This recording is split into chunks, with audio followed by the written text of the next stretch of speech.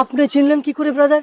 আমি শুনেছি হাকিম সাহেবের নতুন জামাই সেরকম স্মার্ট, সুদর্শন, দেখতে সুন্দর। আপনি ছাড়া নতুন জামাই কেউ হইতেই পারে না। তাই নাকি? আচ্ছা ভাই, এখনো তো শীত পড়ে নাই, আপনি এই জুব্বাটা পরছেন কিসের জন্য?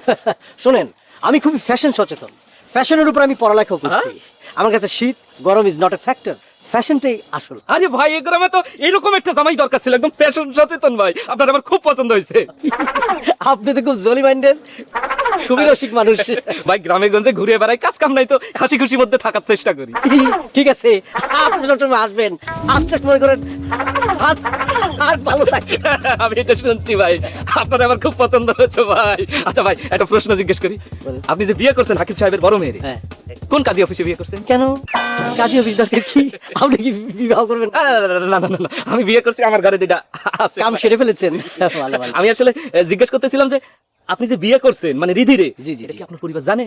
আপনার কি মনে হয় আমাকে দেখে আমি চোর?